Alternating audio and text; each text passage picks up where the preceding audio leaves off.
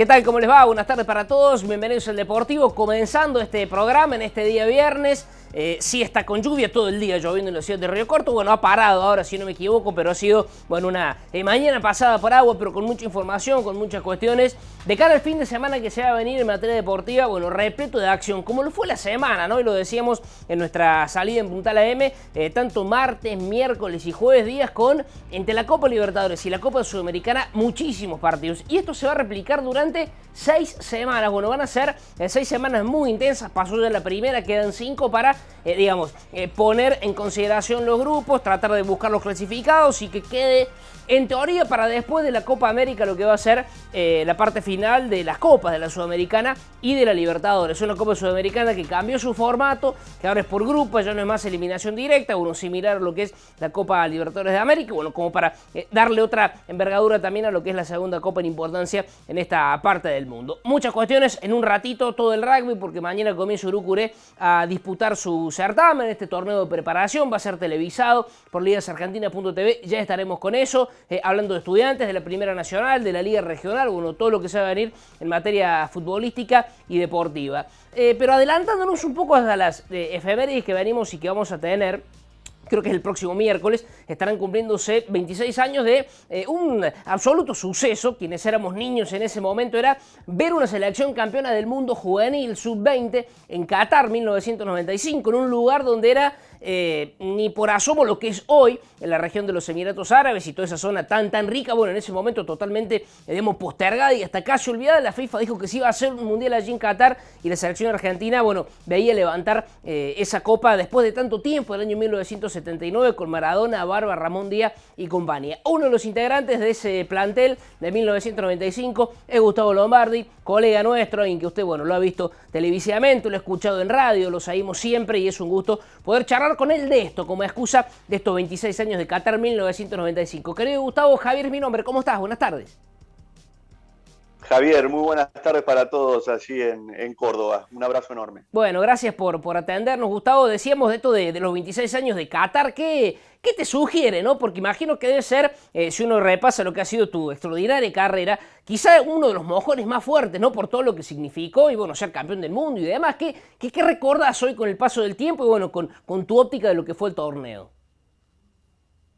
Sin duda que fue uno de los puntos centrales creo, me animaría a decir, en la carrera de todos los que estuvimos allí, porque por el momento cuando fue, en el inicio de nuestras carreras, porque eso nos fue de algún modo marcando el destino y el modo de ver el fútbol, de sentirlo, de vivirlo, de jugarlo.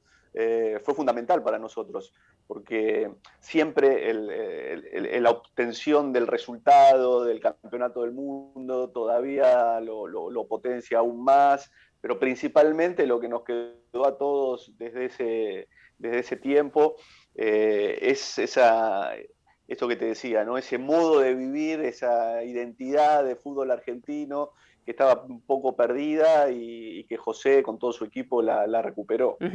¿Consideras, Gustavo, y conociéndolo, si bien un poco más chico que vos, Pablito Aymar, decimos Pablito, ¿no? De costumbre, lo que es Pablo, Placente y compañía, de que se está como apelando a esas buenas fuentes que ustedes, de las cuales se empaparon de Peckerman, de Tocal y compañía, en este tiempo, digamos, con la adaptación lógica del tiempo en el que vivimos, como que se está volviendo esas fuentes? Sin duda, y me pone muy contento porque los conozco personalmente a ellos, jugué con ellos, pero más que jugar, conviví con ellos y sé lo que piensan, sé cómo se manejan. Y para nosotros, todos los que estuvimos bajo el ala de José, porque ellos son de una generación de unos años posteriores, pero los que siguieron todos esos años, pensamos todos de la misma manera. Y que me parece fundamental porque hay épocas donde lo único que se piensa es en lo futbolístico, ¿no? Y no pasa solamente por ahí. Y creo que el legado mayor de José fue ese, que la base de lo futbolístico está en otro lado, no está dentro de la cancha, está fuera de la cancha, está en la manera que uno se maneja, en la manera que uno se entrena, en la manera que uno se comporta. Después eso se ve directamente reflejado en el campo de juego. Después, por supuesto, necesitas buenos jugadores, la jerarquía, pero eso en la Argentina está naturalmente. Lo que falta en Argentina siempre es encauzarlo de un modo positivo. Y lo que hizo José en su momento y lo que están haciendo ahora los chicos en las divisiones inferiores de las juveniles de Argentina es eso, principalmente volver a encauzar, volver a estar todos detrás de una línea, de una manera de pensar. Y vos fíjate qué rápido los resultados ya se empiezan a ver. Te pregunto por el equipo, ese de Qatar 95, bueno, figuras ilustres la mayoría, ¿no? Panchito Guerrero, Biagini, Bagasa, Chaparro, Irigoitía, Pesuti, vos, Mariano Juan, Sorín, Germán Aranje, bueno, tantos otros. Hago el pecado de nombrar porque seguramente omito a tipos muy importantes, pero ¿cómo jugaba futbolísticamente? ¿Cómo era ese equipo de Qatar 95? Era un equipo duro. Si bien después José siempre tuvo la mirada desde afuera, ¿no? Desde los de afuera hacia él y hacia sus equipos, tal vez prestándole más atención a los jugadores que él elegía, que en general eran jugadores de buen pie. Nosotros y todos creo, pero principalmente nuestro equipo era un equipo duro, un equipo muy compacto, que defensivamente, no la defensa, el equipo defensivamente era bastante complicado de llegarle. Fíjate que después de la zona de clasificación en aquel mundial, donde nos costó, como siempre pasa, ¿viste? Que a veces los campeones les cuesta en algún momento el campeonato y penden de un hilo. A nosotros también nos pasó, pero una vez que superamos esa etapa inicial, desde cuarto de final a la final no nos convirtieron goles, teniendo a Irigoitía como uno de las figuras de los balones de oro. Creo que sacó el balón de plata o el balón de bronce de aquel mundial porque atajó todo. Pero éramos un equipo muy compacto, muy inteligente, muy estratégico, y después, claro, teníamos los jugadores de mitad de cancha hacia adelante con la jerarquía de poder romper después, ¿no? Lo que vos decías, Biagini, Arangio, Panchito Guerrero, el Caño Ibagaza, Collete, bueno, jugadores había, potencia ofensiva había, pero principalmente éramos un equipo que tenía las cosas muy claras y que trabajaba muy bien y que éramos un todo, ¿no? Y eso creo que es lo que nos hizo fuertes. Muy a diferencia, Gustavo, de lo que pasa hoy, pocos eran afianzados en primera división. De hecho, pensándolo rápidamente, no sé, pienso en Juan Pizorín, por ahí alguno más, y no sé si había muchos que en primera jugaban, digamos, de manera estable, cosa que hoy, bueno, es mucho más, pasa mucho más. Era un equipo, digamos, que a priori sonaba a chicos mucho más desconocidos de lo que puede ser hoy. Y lo que te quiero preguntar es, después, Gustavo, del título y demás, ¿cómo manejaban ustedes a esa edad, siendo tan joven, el miedo al fracaso o el sentirse que a lo mejor hacían algo, pero después no llegaban a una primera o a sentarse? ¿Cómo lo ves hoy eso a la distancia? En alguien tan chico, a lo mejor te crees que hiciste un torneazo y estabas para mucho más, y a lo mejor la carrera de cualquiera de ustedes fue menos de lo que podía haber sido. ¿Cómo se toma el fracaso a esa edad, o al menos lo que uno presupone que puede ser eso? Y es uno de los grandes temas del deporte, diría, ¿no? En el fútbol más, porque son muchísimos más los chicos que en algún momento de su infancia sueñan con ser jugadores de fútbol, y muchos lo intentan y muchos juegan en divisiones inferiores en todo el país, y después realmente son muy pocos, es un porcentaje muy, muy escaso los que pueden vivir del fútbol, ¿no? En primera división, en la segunda o tercera categoría del fútbol argentino. Y sos, lo que vos decís, sos un pibe cuando vos tenés que lidiar con eso, ¿no? En el momento clave de pasar al profesionalismo, tenés, no sé, 17, 18, 19 años y cuesta. Y cada caso es uno, ¿no? Es excepcional. A nosotros lo que nos pasó, o a mí mi mirada de eso, es que, primero, lo que vos decías, eran muy pocos los que tenían experiencia profesional con respecto a los de ahora, que la mayoría, todos, tienen ya años, te diría, en primera división, que juegan en las juveniles. Y después lo que me pasó a mí, y creo que lo que nos pasó a todos los chicos de River, fue que nosotros rápidamente bajamos a tierra, porque en esa época en River era un plantel súper competitivo, el que iba a ser después el campeón de América. Entonces nosotros veíamos que nuestros compañeros que no habían tenido casi participación en primera división volvieron del Mundial y rápidamente fueron ascendidos a la primera división, y muchos de ellos a jugar de titulares, y esa carrera los impulsó porque eran equipos donde tenían más lugar. Nosotros prácticamente casi que ni concentrábamos con el equipo cuando volvíamos, y pasó tiempo hasta poder insertarnos en el fútbol profesional, ¿no? Y bueno, y sí, es cierto, cuesta, hay que asimilarlo, porque vos crees que, bueno, esto arrancó y en un año, en aquel año fue todo tan meteórico y después tenés que vivir ¿no? El detener la carrera, el impulso ya no es el mismo y volver a reinventarte. Y para un chico eso a veces le cuesta entender que los tiempos son otros, ¿no? Y que no todos los tiempos son los mismos. Te retiraste, gustó muy joven, creo que 27 o 28 años. ¿Cómo fue un poco comenzar la vida de nuevo después de jugar al fútbol? A lo mejor hoy vemos esa edad y decimos, wow, qué pibe, ¿no? Y cuánto más tenías por dar. Pero bueno, seguramente había hasta mucho cansancio de lo que significa también el fútbol. ¿Cómo fue un poco el momento posterior a lo que fue tu retiro? Muy difícil, porque si bien yo decidí retirarme, no es que una lesión o alguna otra cuestión hizo que tomara la decisión, la decisión tenía que ver con algo interno y con algo externo, pero no directamente con el fútbol, y fue una decisión propia. Los años posteriores son muy difíciles, especialmente para el futbolista.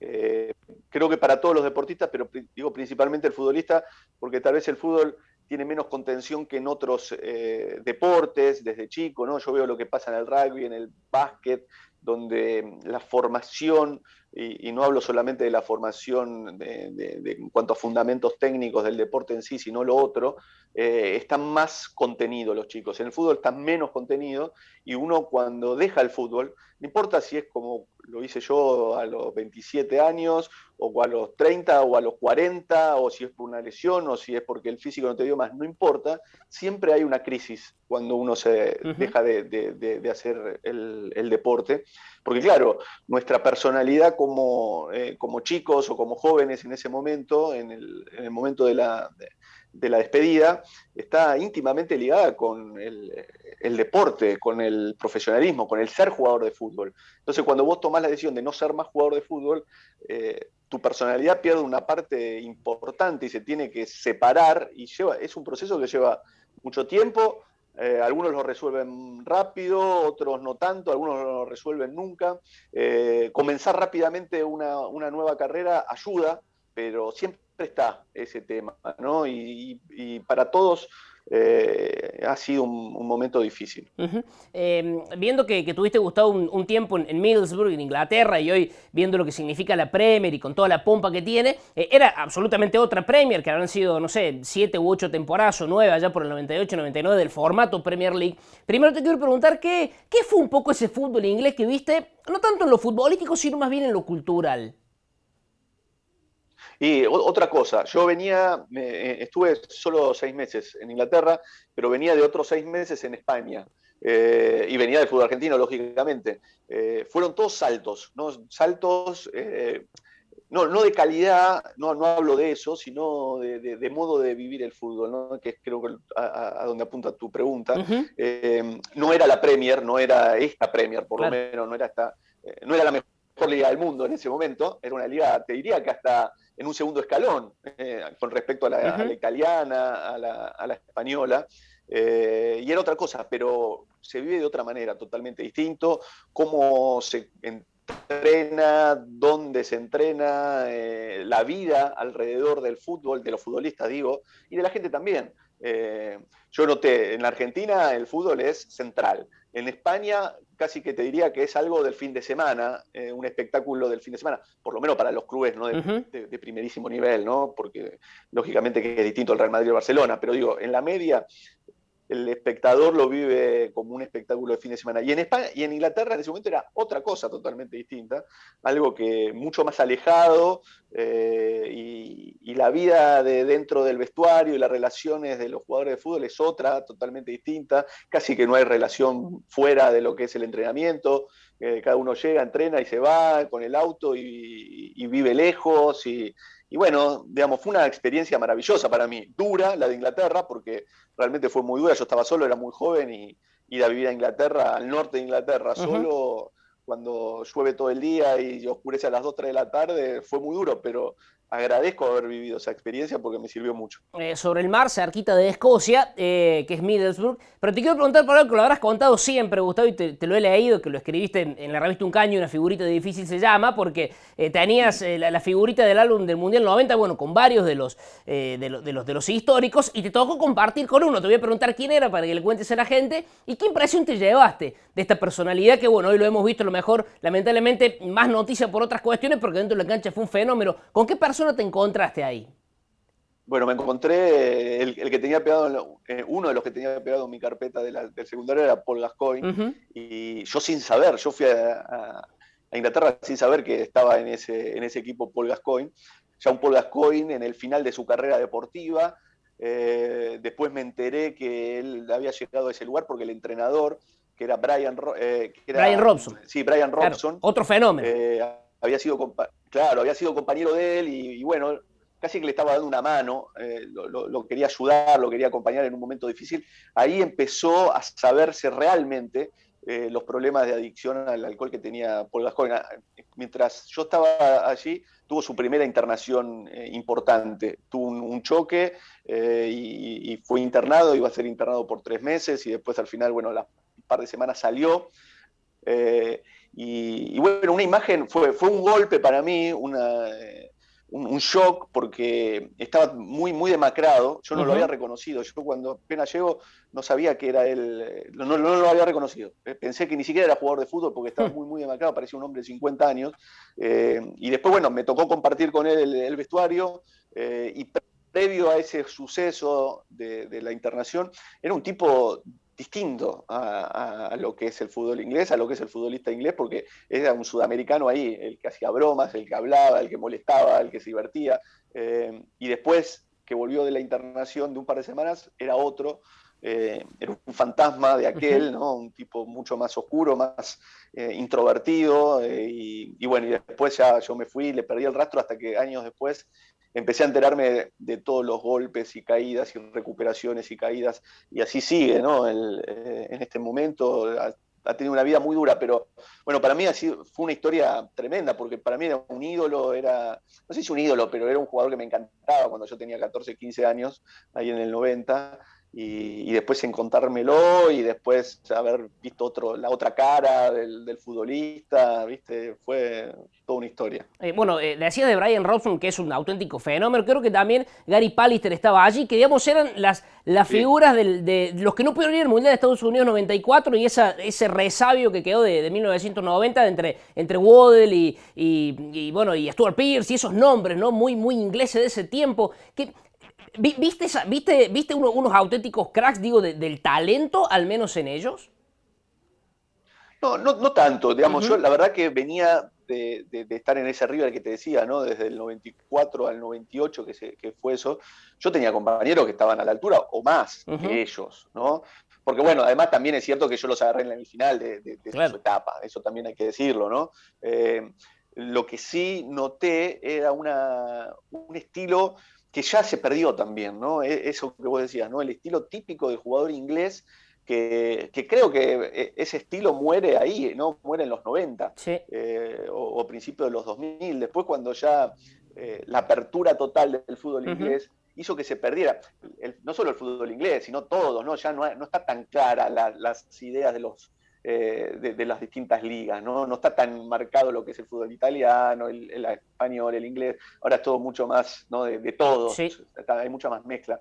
Pero ellos eran los últimos de esa forma de entrenar. A mí lo que más me sorprendió es que ellos entrenaban como jugaban. Y acá en Argentina todavía eso no se daba, creo que se está dando ahora, pero había más lesiones en los entrenamientos que en los partidos, porque era a morir y ese juego más brusco, del típico juego brusco inglés, ¿no?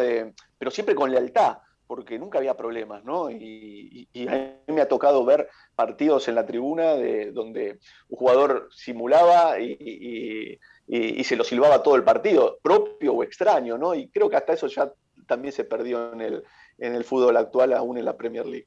Y lo último, Gustavo, porque es Qatar 95 la excusa, pero te aprovecho y hablamos de todo, me encanta y nos damos un gran gusto contigo. ¿Qué viste o qué encontraste jugando para la Alavés, si no me equivoco, compañero de nuestro querido Martín Herrera, hoy subsecretario de Deportes de la Municipalidad de Río Cuarto?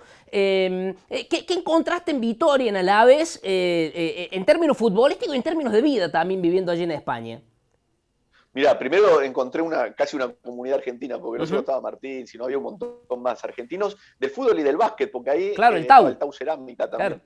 Y había varios jugadores del Tau y he visto algunos, estaba Berto, si mal no recuerdo en ese momento, Gutiérrez, bueno, muchos. He ido a ver partidos del Tau también. Entonces, bueno, lo primero era eso, ¿no? Esa pequeña comunidad argentina allí, una vida también distinta. Después yo fui a vivir a España unos años, y España lo que tiene es que cada región es un país dentro de España, ¿no? Entonces, yo había vivido en Salamanca, que era una idea, y el País Vasco, Vitoria es donde está el Alavés, y es la capital del País Vasco, que es otra historia totalmente distinta, es otra manera. Todavía quedaba los últimos resabios de la ETA, era una zona muy politizada todavía, entonces también era apasionante ver esa situación. Futbolísticamente era un equipo que venía de haber clasificado y haber jugado una final de Copa UEFA. Claro, el 5-4 con Liverpool. Exactamente. Ya no era ese equipo, pero era muy interesante, digamos, otro estilo de fútbol también, ¿no? Del norte de España, por los entrenadores que tuvimos en ese momento, y una vida muy tranquila, porque Vitoria tiene eso, es la parte política, digamos, del País Vasco, muy verde, una ciudad hermosa para vivir. Gustavo, qué gusto que nos dimos charlar contigo, bueno, que no sé si tienen grupo de WhatsApp allí de los campeones del 95, algo se estarán juntando, creo que se juntaron para los 20 o no sé qué aniversario, bueno, seguramente sea algún festejo de algo que a todos en ese plantel los conmovió, quienes éramos niños en ese momento también, era ver un argentino levantar la Copa del Mundo, sub-20 con Juan Pizorini y Mariano Juan en ese momento, así que un gran abrazo desde aquí, es un gran gusto, Gustavo, te escuchamos, te seguimos, te leemos, así que agradecidos si nos has mejorado nuestro programa, te mandamos un abrazo. Un placer para mí, la verdad, me encantó estar. Es una provincia que amo, estuve este verano en Córdoba y la verdad que yo ya lo conocía, pero bueno, fui de vacaciones y me enamoró, así que ha sido un placer estar con ustedes y compartir este momento, este recuerdo. Así que será... Bien, abrazo grande para Gustavo Lombardi. Parece que se cortó cuando tenía que cortarse ya en la despedida. Fenómeno, Gustavo, ¿no? ¿Cuánto hay mucho más detrás de un jugador de fútbol? De un simple jugador de fútbol para algunos, una cuestión más compleja para otros, pero en definitiva es eso, ¿no? Porque para aquel que le gusta y que pretende hurgar en la historia personal, digamos, de un club, donde va, donde juegan las ciudades, a nivel cultural, de qué se trata, bueno, después surge todo esto, ¿no? Alguien que como periodista, la verdad es un fenómeno, Gustavo, como lo hace en radio trabajando, escribiendo también, y bueno, creo que ahí es donde se encuentra también la riqueza de una carrera que fue breve, que fue efímera, porque si pensamos, si alguien se retira hoy a los 26, 27 o 28 años, diremos, bueno, pero ¿qué pasó? ¿Se lesionó? Algo ha tenido, ¿no? Bueno, evidentemente la carrera de Gustavo Lombardi llegó hasta ahí y después había otras más cuestiones, más inquietudes y más temas que por suerte, hoy lo podemos ver y disfrutar desde otro lado. Gran comienzo de el Deportivo, de lujo realmente. Felicitaciones como siempre a la producción por lo que hay, por lo que va a haber en un ratito también, metiéndonos de lleno, como lo decíamos, lo que va a ser Urucuré con San Martín de Villa María, comenzando de una vez por todas y de manera oficial a competir en este 2021 con televisión de ligasargentina.tv, como lo decíamos al inicio del programa. Estaremos hablando de básquetbol, estaremos hablando de fútbol, porque Estudiantes el lunes 6 de la tarde estará jugando con Mitre Santiago del Estero, así que todo eso para resumirlo en lo que nos queda de programa. Hacemos la pausa y ya venimos.